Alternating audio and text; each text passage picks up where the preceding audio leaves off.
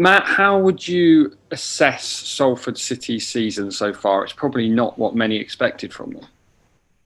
Yeah, I mean, I'll probably say the same things as what I did last week in relation to Mansfield. Outstanding players, players of a certain calibre and capability, and you're almost waiting for it to come good at Salford. We've got to try and ensure it doesn't happen this weekend, but I expect they'll improve in terms of their league position. They've been strong at home. I think they've only lost one game at home all season, so their strength has certainly been in their home ties. But we go there on a bit of confidence on the back of our last few games. You mentioned their home form there. I think that's not something we've seen just this season, but I think ever since the ground was redeveloped and they've made it into the Football League, that they seem to have just been so strong on their home patch. Yeah, we played there obviously the last couple of seasons, and it's a tough game, a really tough game. They get on top of you, they put you under pressure. We know about their good players, but we've also got to have an aspect in our play which hurts the opposition and pushes them back and forces them closer to their goal than our goal. We'll be looking to do that this weekend, but you can generally judge a team on their home form, and similar to ourselves, Salford's home form has been strong, and we've got to start the game well this weekend. We've got to be tough. We've got to roll our sleeves up, get the journey out of our system, and then play our style of football and not be affected too much. So we're expecting not a response from Salford, but certainly a hungry team this weekend. But we're a hungry team ourselves. Obviously, the last 3 games in a space of a week, I think that took a lot out of the squad. How is the squad looking ahead of this weekend? Physically, they were demanding games, and we were all part of that 3-game week. But it was a rewarding week, and your body feels less tired if you come away with a good points return. And 7 out of 9 was what we felt was a points return which mirrored the performances.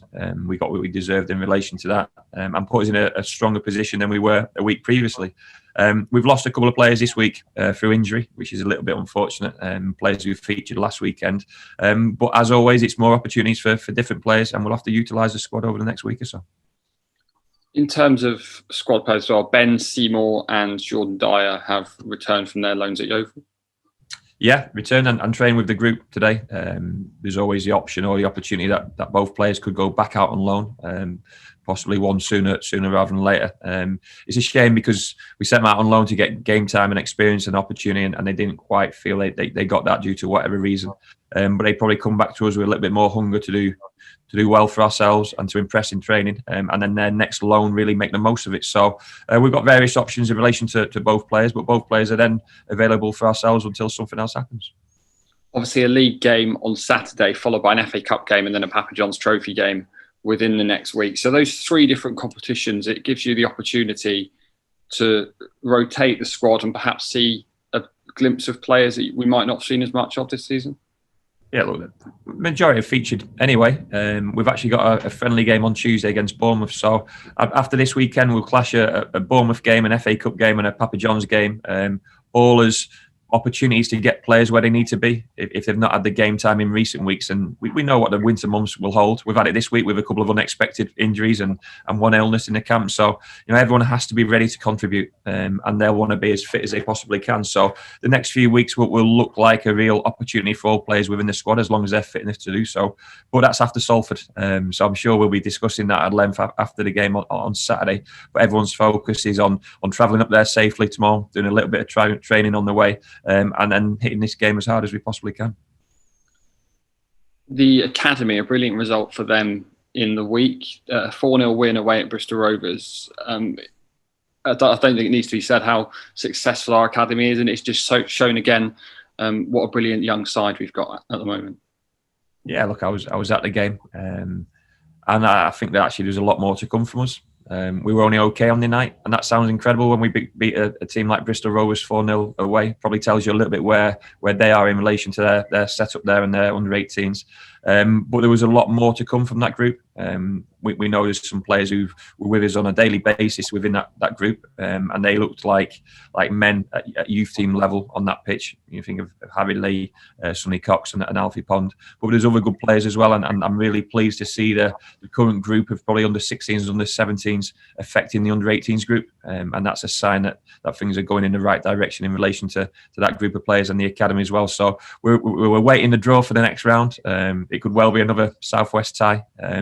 But you look at progressing in that competition, because that group can play better than they did on Tuesday, despite the 4-0 scoreline, and there's huge potential within it. Great stuff. One last thing. I'm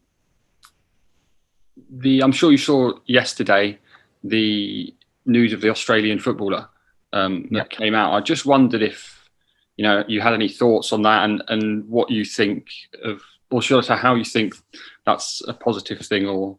Oh, I think it's fantastic. I mean, I'll rephrase that. I won't ask my question. I'll just. No, it's absolutely fine. I mean, I had the radio on this morning, and it was the first time I'd heard the lad speak live. I think his name's Josh. Right, so I can't quite remember his second name, and the enthusiasm he had in his voice in relation to the release and the relief that he'd felt was incredible, inspiring, absolutely inspiring. So, hopefully more and more players do a similar sort of thing to what he's done. But not only in football, in society. We know football's a social sport, but what a big role it plays in society in general, and the fact that we're at a position in life and in, like I say, in society, where we can get to the point where people are free to talk about themselves in a free manner, with no ill feeling, but no abject response from outside parties or from other people. And from what I heard on the radio this morning, it was so positive, and the response he had was so positive, and that was a huge relief for him and his family and his friends, and probably his teammates as well. And hopefully it encourages more and more players, not just in football but in other sports, to do a similar thing.